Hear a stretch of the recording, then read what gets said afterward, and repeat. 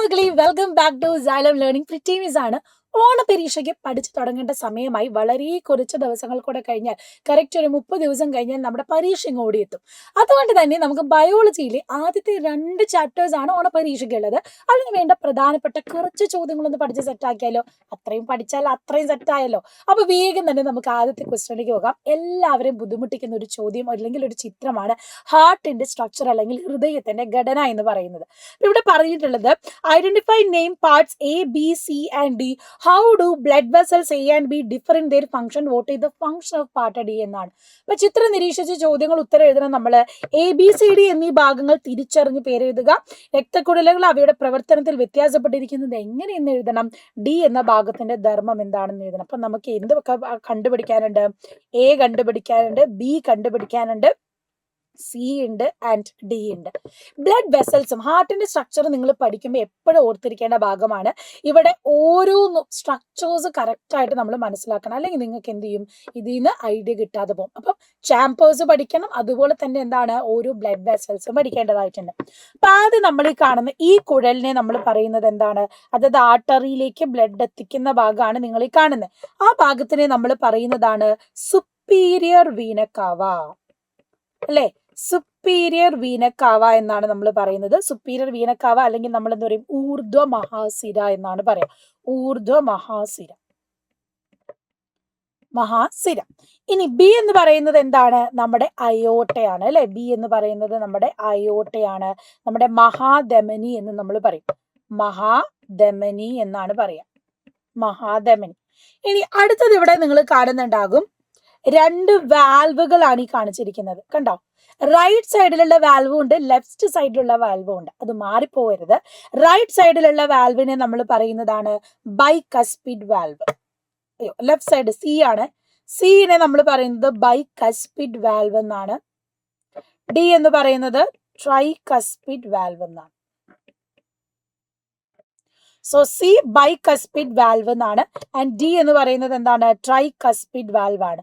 ഈ ഒരു വാൽവുകളാണ് back flow, തിരിച്ചൊഴുക്കിനെ തടയാനായിട്ട് നമ്മുടെ ഇവിടെ ചിത്രത്തിൽ നിങ്ങൾ കാണുന്നത്.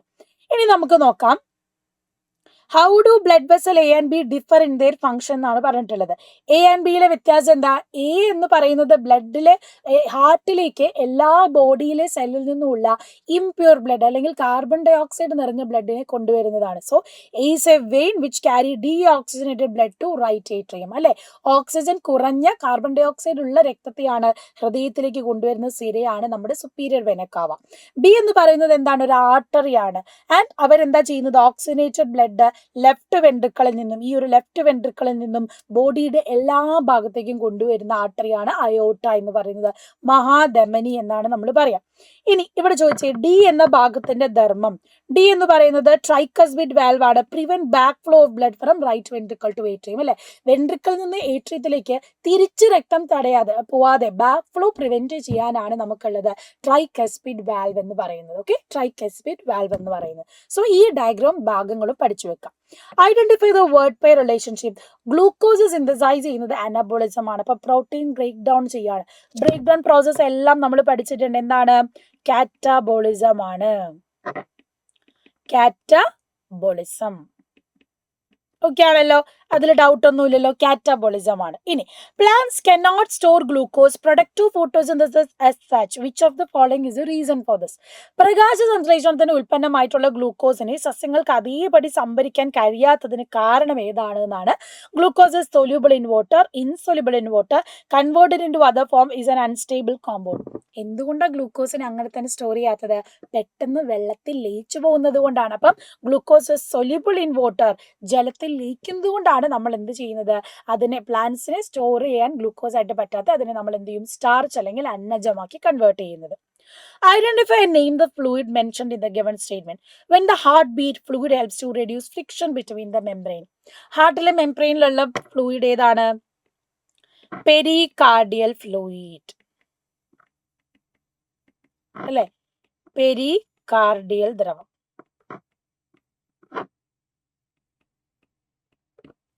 പെരികാർഡിയൽ ദ്രവമാണ് കേട്ടോ. Identify the enzyme involve in the digestion of protein. പ്രോട്ടീന്റെ ഡൈജഷനെ ഹെൽപ്പ് ചെയ്യുന്നത് ഏതൊക്കെ എൻസൈം ആണ് എന്നാണ്. സലൈവറി അമലേസ് ഉണ്ടോ? ഇല്ല, അത് ഗ്ലൂക്കോസ് ആണ്. Pepsin and trypsin protein. Gastric lipase and gastric lipase. Lipase എന്ന് പറയുന്നത് നമുക്കറിയാം ഫാറ്റ് ആണ്. Pancreatic lipase. അപ്പൊ പെപ്സിനും ട്രിപ്സിനുമാണ് പ്രോട്ടീൻ ഡൈജഷനെ ഹെൽപ്പ് ചെയ്യുന്നത്. Choose the digestive juice without enzyme. Industrial juice, gastric juice, pancreatic juice, bile. ഏതാ? ബൈലിലാണ്. പിത്തരസത്തിൽ എന്തില്ല? എൻസൈമുകളൊന്നും ഇല്ല. Identify X. What is the role of X heart and circulation of heart. രക്തപര്യത്തിന് എക്സിന്റെ റോൾ എന്താണെന്നാണ്. ഹാർട്ടിന്റെ വലതുഭാഗത്ത് കോർണറിലായിട്ട് കാണുന്ന ഭാഗത്തിനെ നമ്മൾ പറയുന്നത് SA നോഡ് എന്നാണ്. ഹൃദയത്തിലെ പീസ് മേക്കർ എന്നൊക്കെ നമ്മൾ പറയും. ഇപ്പൊ heart rate is controlled by rhythmic contraction and relaxation of the heart muscle. ഹൃദയപേശികളുടെ താളാത്മകമായ സങ്കോചവും പൂർവ്വസ്ഥിതി പ്രാപിക്കലുമാണ് ഹൃദയസ്പന്ദന നിരക്കിനെ നിയന്ത്രിക്കുന്നത്. അപ്പൊ ആ ഒരു തരംഗങ്ങളെ, ആ ഒരു ഇലക്ട്രിക്കൽ ഇമ്പൾസിനെ ഉണ്ടാക്കുന്ന ആളാണ് ആര്? നമ്മുടെ SA നോഡ്. അതിനനുസരിച്ചാണ് ഹാർട്ട് ബീറ്റ് ചെയ്യുന്നത്, ആ മസിൽസ് കോൺട്രാക്ട് ചെയ്യുന്നതും കാര്യങ്ങളും. So chambers produce by SA node in the wall of right atrium is also known as pacemaker. ഇതിനെ നമ്മൾ എന്ത് പറയും? പേസ് മേക്കർ എന്ന് കൂടെ പറയും. ഇനി observe the figure of villus and answer the questions given below. ഈ diagram തന്നിട്ടുണ്ട്. ഇതിൽ ഓരോ ഭാഗങ്ങൾ അടയാളപ്പെടുത്താനാണ്.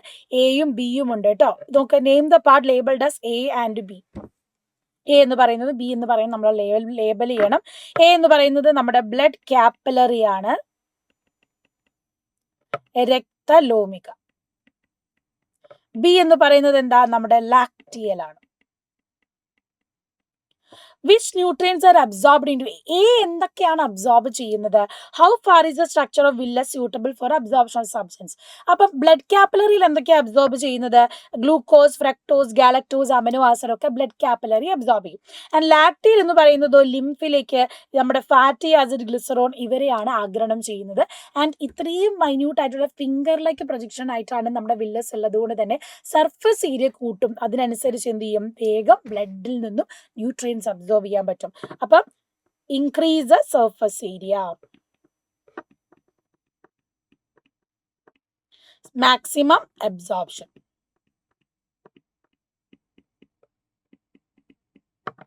വില്ലസുകളുടെ പ്രത്യേകത എന്താന്ന് ചോദിച്ചാല് പ്രതല വിസ്തീർണം കൂടുന്നു,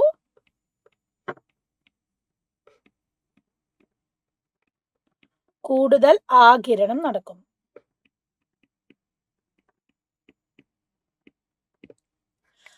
ഓക്കെ, റെഡി അല്ലേ മക്കളെ? അപ്പൊ ഈ ഒരു പോയിന്റ്സ് കറക്റ്റ് ആയിട്ട് തന്നെ പഠിച്ചു വെക്കണം. വളരെ ഇമ്പോർട്ടന്റ് ആയിട്ടുള്ള ടോപ്പിക് ആണ്, മറന്നു പോകരുത് കേട്ടോ. അപ്പം സ്ട്രക്ചർ ക്ലിയർ ആയിട്ടുണ്ട്. ഇനി അടുത്ത ക്വസ്റ്റ്യൻ നോക്കി. Observe the figure of chloroplast and answer the following question. Identify and name X and Y. Explain the photosynthetic process which place in the X and Y. ക്ലോറോപ്ലാസ്റ്റിന്റെ ഘടന എന്തായാലും നിങ്ങൾ ഓണ പരീക്ഷയ്ക്ക് എക്സ്പെക്ട് ചെയ്യേണ്ട ഒരു ഡയഗ്രാം ആണ്. ഒന്നെങ്കിൽ ക്ലോറോപ്ലാസ്റ്റ് അല്ലെങ്കിൽ ഹാർട്ട്, ഇങ്ങനെ ഏതെങ്കിലും ഒരു ഓപ്ഷൻ നിങ്ങൾക്ക് ഉണ്ടാകും. എക്സ് എന്ന് പറയുന്നത് നമ്മുടെ ഗ്രാനയാണ്, വൈ എന്ന് പറയുന്നതോ നമ്മുടെ സ്ട്രോമയാണ്. XY എന്നിവയിൽ നടക്കുന്ന പ്രകാശ സംശ്ലേഷണ പ്രവർത്തനങ്ങൾ. ഗ്രാനയിൽ നടക്കുന്ന ഏതാണ്? Light face, പ്രകാശഘട്ടമാണ്. സ്ട്രോമയിൽ നടക്കുന്ന ഏതാണ്? ഡാർക്ക് ഫേസ്, ഇരുണ്ട ഘട്ടമാണ് അല്ലെ. അപ്പം ഗ്രാന, സ്ട്രോമ നമുക്കറിയാം. ഇനി ഇതിൽ നിങ്ങൾക്ക് ചെയ്യാനുള്ള ഒരു ഹോംവർക്ക് വെച്ച് തരാം. നിങ്ങൾ താഴെ കമന്റ് ബോക്സിൽ കമന്റ് ചെയ്യണം. ഈ പറയുന്ന ലൈറ്റ് ഫേസിൽ എന്തൊക്കെ പ്രോസസ് ആണ് നടക്കുന്നത് എന്നുള്ളത് നിങ്ങൾ കമന്റ് ബോക്സിൽ കമന്റ് ചെയ്യുക. ഡാർക്ക് ഫേസിൽ നമുക്കറിയാം ഗ്ലൂക്കോസ് സിന്തസൈസ് ചെയ്യുന്നു അല്ലെ. ഹൈഡ്രജനും കാർബൺ ഡൈ ഓക്സൈഡും ചേർന്ന് ATP ഉപയോഗിച്ച് ഗ്ലൂക്കോസ് സിന്തസൈസ് ചെയ്യുന്നതാണ് ഡാർക്ക് ഫേസിൽ നടക്കുന്നത്. എന്നാൽ ലൈറ്റ് ഫേസിൽ എന്തൊക്കെ പ്രോസസ് ആണ് നടക്കുന്നത് എന്നുള്ളത് നിങ്ങൾ താഴെ എന്ത് ചെയ്യുക? കമന്റ് ബോക്സിൽ കമന്റ് ചെയ്യുക. സോ കൂടുതൽ ഇതുപോലത്തെ ക്വസ്റ്റ്യൻസ് ഒക്കെ മിസ് വീണ്ടും വരുന്നതാണ്. ഓണപരീക്ഷ നമുക്ക് തകർക്കണം. ബയോളജി ഫുൾ മാർക്ക് നമുക്ക് മേടിക്കേണ്ടതായിട്ടുണ്ട്. സോ ഈ കൂടുതൽ റിവിഷൻസും കാര്യങ്ങളൊക്കെ വേണമെങ്കിൽ വേഗം ബാച്ചിലേക്ക് ജോയിൻ ചെയ്യാം. നീഞ്ച ബാച്ചിൽ ഇപ്പോൾ നമ്മുടെ മൺസൂൺ ഓഫർ നടക്കുന്നുണ്ട്. അതുകൊണ്ട് വേഗം ഇൻഫിനിറ്റി അല്ലെങ്കിൽ ഇൻഫിനിറ്റി പ്രോയിലേക്ക് തന്നെ ബാച്ച് ജോയിൻ ചെയ്ത് അടിപൊളിയായിട്ട് നമുക്ക് പഠിക്കണം. ഓണപരീക്ഷ തകർക്കാം. ബൈ.